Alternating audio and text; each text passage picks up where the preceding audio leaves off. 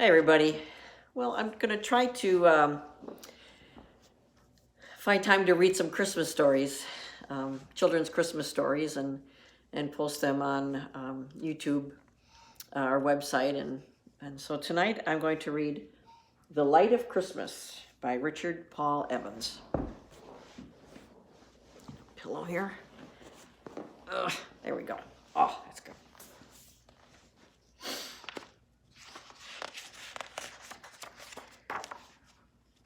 High in the mountains, where the clouds lie on the ground like great cotton balls, is the Christmas town of Noel.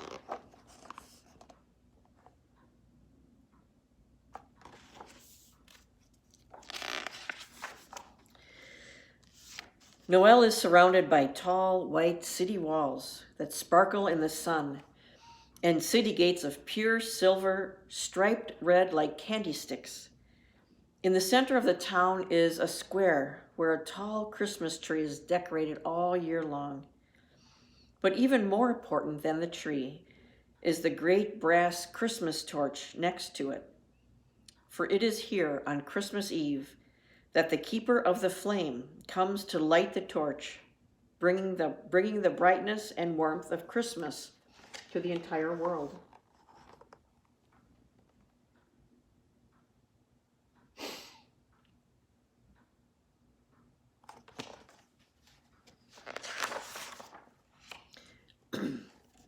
In the hills outside the town of Noel lived a small boy named Alexander. Every Christmas Eve, Alexander and his mother walked many miles to the town square to see the lighting of the flame. But the last few years, it had been too difficult for his mother to make the long walk, and Alexander had to go alone. Only a week before Christmas, Alexander ran into their small cottage. "Have you heard, Mother? This year the keeper of the flame will choose someone new to light the torch." "Who will he choose?"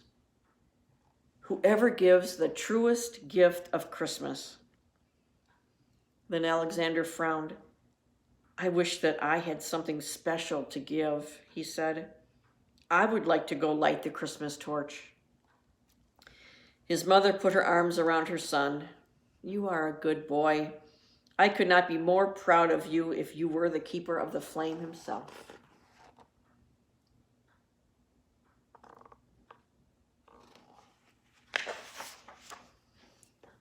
Early the morning of Christmas Eve, Alexander prepared for his trip to the town square. His mother put a loaf of bread, a chunk of cheese, and a jar of hot cider in his pack. Then she bundled him up in an extra cloak as it was snowing outside. "Remember, Alexander, after the lighting of the flame, it will be late. You must spend the night at the town church. I will expect you back tomorrow afternoon." Alexander kissed his mother goodbye, then started on the long walk to Noel. After walking most of the day, Alexander could hear the bells of Noel ringing in the distance, calling the people to the square. Soon they would shut the city's great gate, and no one would be allowed inside during the lighting of the flame. Alexander walked faster.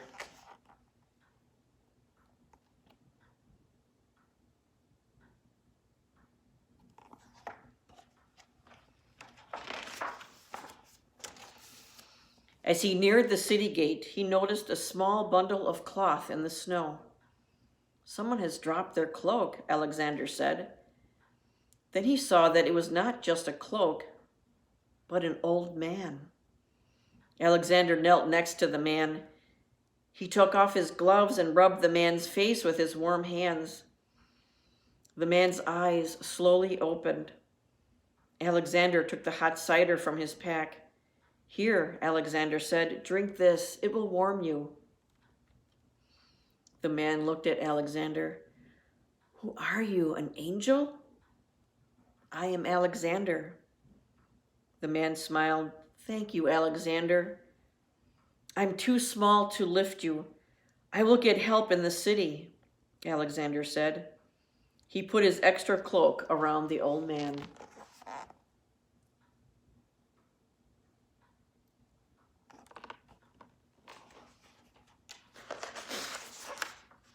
Alexander ran through the city gates to find someone to help him, but no one would leave the square. "The gates will soon close," they all said. "We would miss the lighting."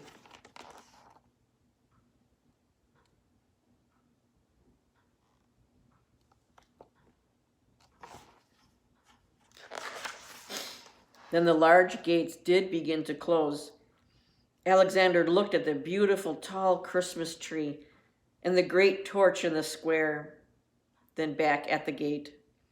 With all his heart, he wanted to see them light the torch, but he could not leave the old man alone in the snow.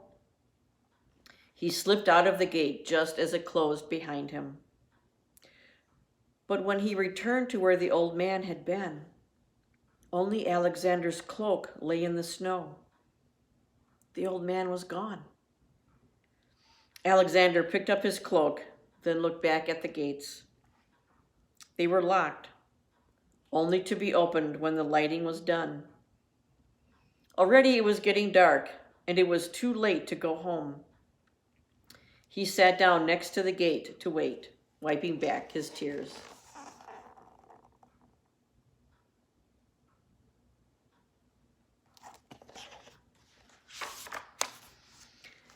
Then Alexander heard a creak, and to his surprise, the gate opened a crack. Alexander jumped to his feet and quickly ran inside. The town square was crowded with excited people. Alexander climbed up to a small window ledge where he could see. Suddenly, from a building at the far side of the square, a large door opened, and a man dressed in a beautiful cloak, lined with golden threads and precious jewels, walked from the building. A deep hush fell over the crowd. The keeper of the flame had arrived. In one hand he held a wreath, the symbol of Christmas. In the other was a small flaming torch with which the great torch would be lit. "Let the offerings begin," said the keeper.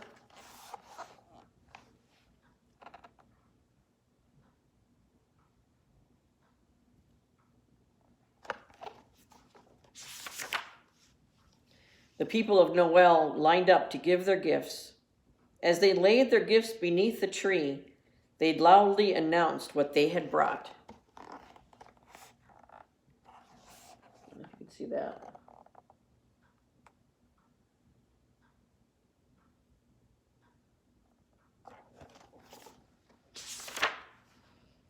"I am Julio, the minstrel," cried one. "My gift is a Christmas song which will gladden the hearts of many."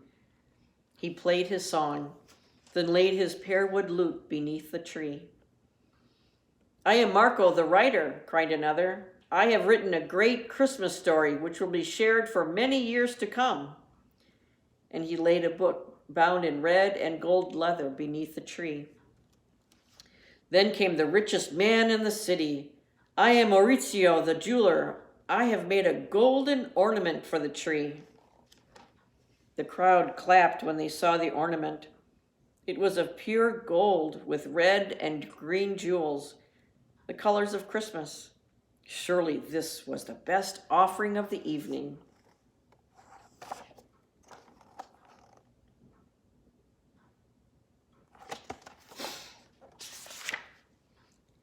After all the people had laid down their gifts, the keeper looked out into the crowd. "Are there any more offerings?" No one spoke. Alexander looked down, sad that he had nothing to give. "Well then, I shall choose the truest gift," the keeper said. He looked at those who stood near the tree. "You have given much," he said, "but only one of you has given well." Then the keeper looked out to the crowd. "Come, Alexander."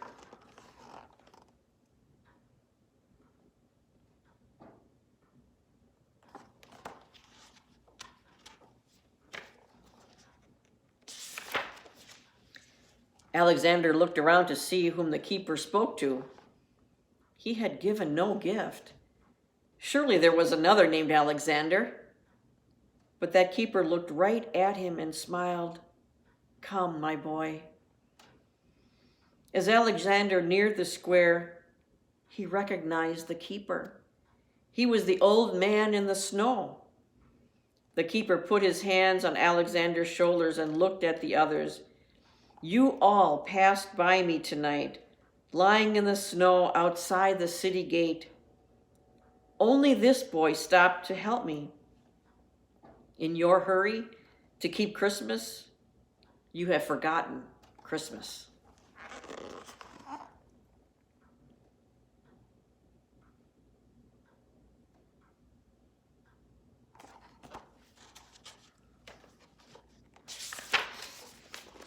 The truest gift of Christmas is the gift of self. The flame of Christmas must first burn from within. Then he handed the small torch to Alexander. Light our Christmas, dear boy. Light our Christmas. Alexander touched the fire to the great brass torch, and it burst into a brilliant flame.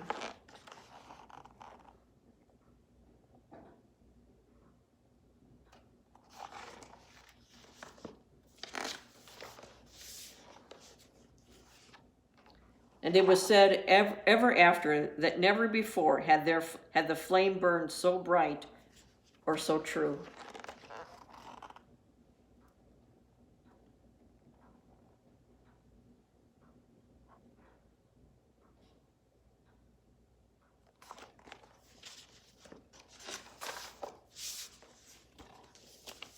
The end.